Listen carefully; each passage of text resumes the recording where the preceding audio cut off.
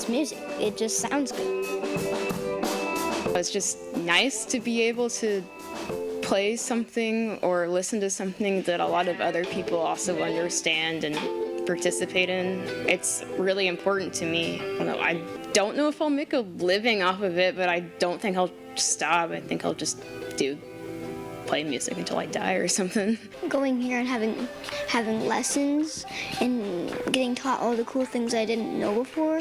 I want to go home and practice and get better at it.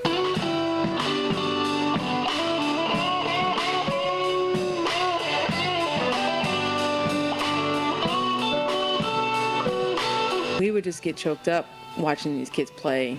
You know, every year you look up at another staff member and you're just like, this is powerful. I mean, the stuff that they come up with and that they're writing about, because we don't give them any prompts. They get to write whatever they want. Compass Music Camp is a 6-day music program for kids ages 8 through 18. And throughout the week, we teach the kids how to become independent musicians. They take art classes where they design their own band logo. Wouldn't it be cool if the stain was the pepperoni on the pizza? Yes. The stain was the pepperoni on the pizza, so this would be like the pepperoni on the pizza. That is the whole, a big piece of pizza. They create designs for their band t-shirts. It's going to take up a good chunk of your shirt, and I'll give you a final piece of paper. Right now, you're just sketching that logo. And album artwork. They take music theory, music history, stage presence, songwriting. Paintings on my skin remind me of the fights I'll never win. I'm running out of time. The thoughts are in my mind like a hurricane, a hurricane.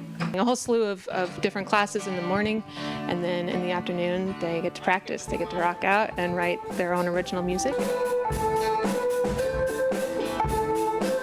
That then at the end of the week they'll record here in a little makeshift recording studio that we put together, and we'll put them on CDs, and then they'll get to showcase those songs. If I can pass along whatever I have to kids. So what are we doing after this? What are we doing? It's like the guitar solo of the bridge. Eventually, maybe music and art will become the forefront of a lot of education.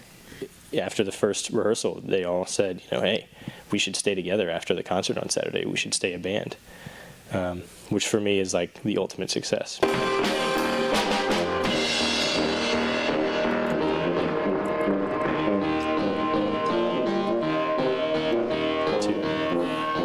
To have the kids be inspired to stay together and keep making music past the camp is really what the whole camp is about. That was awesome!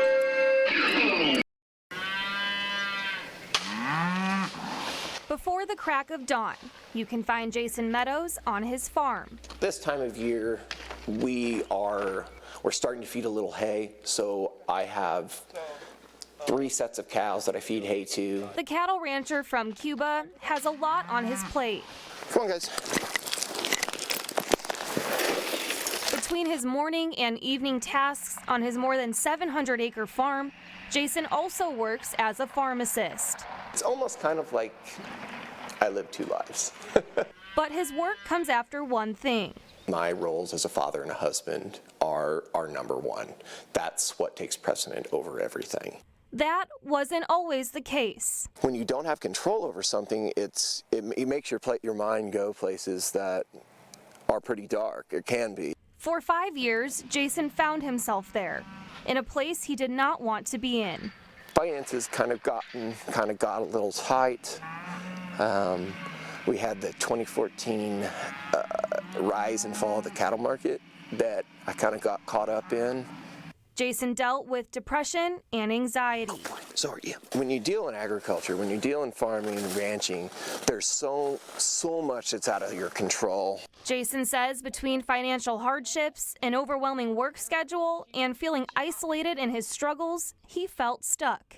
My interactions weren't as positive. I was angry a lot. I never found myself as an angry person before, but in that stretch, I was angry a lot. But he later realized there is always someone who wants to be there and listen. Finding somebody who is familiar with your situation, familiar with you as a person, and talking to them.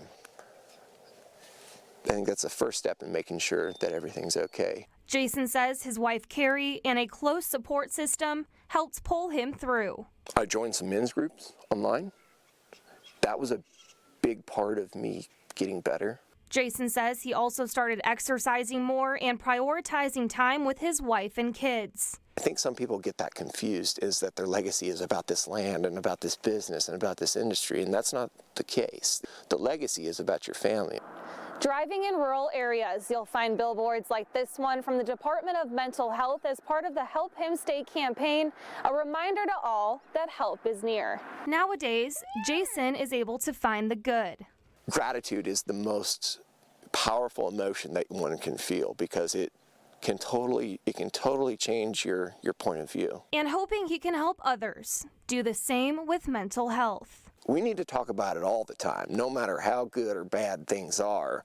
In Cuba, with photojournalist Carli Rabon, I'm Lexi Petrovich. KRCG photojournalist Carli Rabon has the story. A traveler here, or a friend in need. When you actually cut the tree down and you made boards out of that tree and you glue those boards together and then you carve it into a mandolin, it's really hard to put that into words, what that means to a person. By the side of the road and tried upon soul to their blessed abode than to be a king. My name's Jerry Rosa, and I'm the owner of Rosa String Works. I build a few instruments every year from scratch, and I repair dozens of instruments every year. It was difficult even at 27, 28, starting to learn to play an instrument.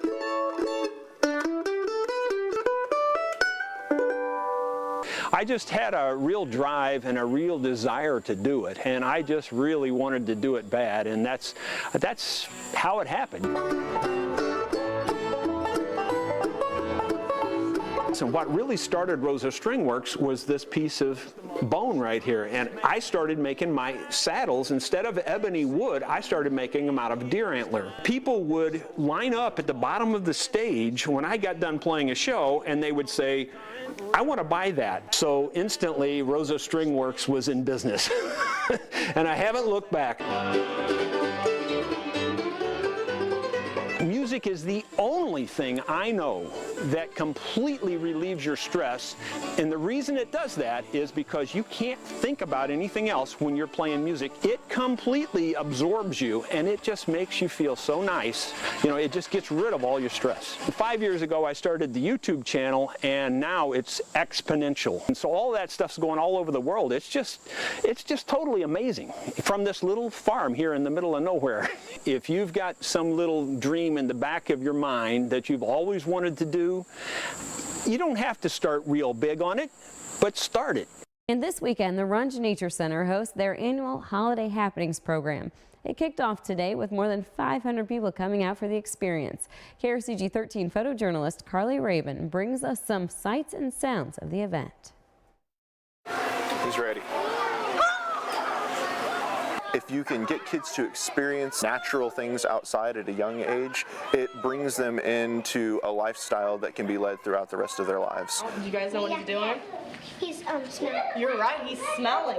What's really fun is getting them to realize that these things are found in their backyard. If they just went on their own safari outside, they would find bobcat tracks possibly, or deer tracks, and they would know that these animals are around. That's kind of what we like to do, is just pick their curiosity, let them know how connected they are to their own wildlife.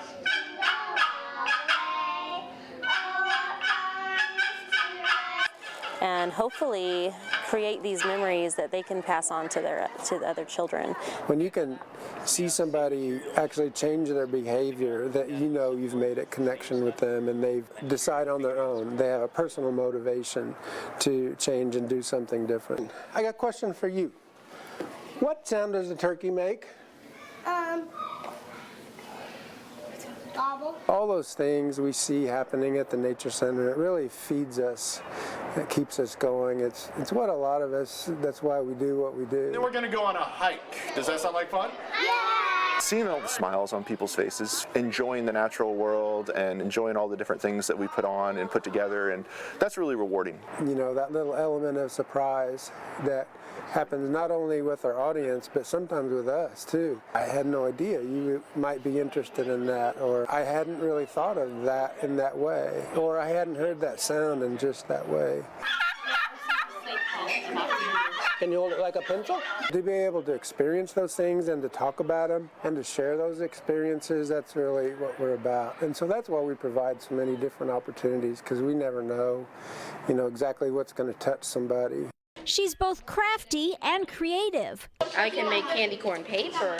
But Jalen Norwood also has a caring side. Being nice to people and being positive and helping people out. Those are just some of the fine traits of Jalen. She's also active with her church praise dance group. The sixth grader always puts others before herself. I pray for the homeless every night, so they need help, so I pray for them. Just one more reason for Jalen's mother to feel pride when it comes to her daughter.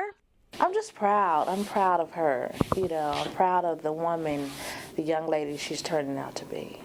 She says communication is the key when it comes to raising Jalen with strong values. Peer pressure is real, so I have those conversations with her. Sabria Hendricks is the Teen Center site coordinator at the Boys and Girls Club. She says Jalen has always shown many admirable qualities. Once I got to know her, I realized that she was a really, really good team player. She was very competitive. She learned of that competitive trait when they played a game of foosball. When we got into playing the game, I saw that, okay, this is how Jalen is. She doesn't like to lose. And so she's very competitive. Jalen Norwood, the middle schooler with compassion and a big heart. You should always say nice to people because you never know what they're going through. In Jefferson City, Elizabeth Hoffman. Give you all the kisses. KRCG 13. 19-year-old PJ Allred's positivity radiates throughout the halls of Smith Cotton High School. PJ is the happiest boy. He's got the best attitude. The senior has a love for football, competition, and above all, the Kansas City Chiefs. Chiefs everything. Chiefs everything. Mahomes has been his guy since then. He has been a Chiefs fan. PJ lives with cerebral palsy and was told from a young age the many things he would never be able to accomplish. He would likely never sit, he would never stand, and likely wouldn't live past 18. But year after year, PJ continues to prove people wrong. He shows up, he gives you effort. He's the type of kid that I think a lot of coaches have seen that you wish you had that kind of effort and that kind of drive in some other guys. Smith Cotton head football coach Charlie McPhail says PJ came to him his freshman year determined to be on the team. He'd come to summer camps, he'd come to weights, he's in the athletic conditioning class, he'd do all the practices. But there was no guarantee he would ever get to actually play. I told him, are you going to be okay with putting in all this work if you never get to play? And he said, yeah. Until he did. Last September, while down 40-0 against Hickman, McPhail made the call. Let's put PJ in, let's make something happen here. That night, PJ transformed this field into a magical one, accomplishing what many once said was impossible. He agreed to let PJ do a play, and PJ was just supposed to do a pass play. But he got the ball, and he ran, and he ran, and he ran. PJ ran the ball for an 80-yard touchdown. I was obviously not in a good mood. We were getting beat. Offense was doing bad. But when I got subbed out and I see PJ running out onto the field, it kind of changes your perspective. But seeing him take it 80 yards to score and both teams dogpile him in the corner of the end zone, it was a good way to end a bad game. The video went viral online, even making it on ESPN, before the Chiefs decided they had to meet PJ for themselves. They had seen his video when they fell in love. We lined up and they were all high-fiving, and then here comes Patrick Mahomes with the football for PJ and a hug, and so that was amazing. But the surprises didn't stop there. The Chiefs then told PJ they were sending him to the Super Bowl. I thought, wait a minute. Wait a minute. I'm going back I really didn't have any words. I really was speechless. That doesn't happen to me too often. PJ and his family are now in Miami, ready to watch the Chiefs take on the 49ers on Sunday. And at Smith Cotton High School, PJ's positive spirit and smile. You keep trying until you get it right. Will continue a legacy. Never give up.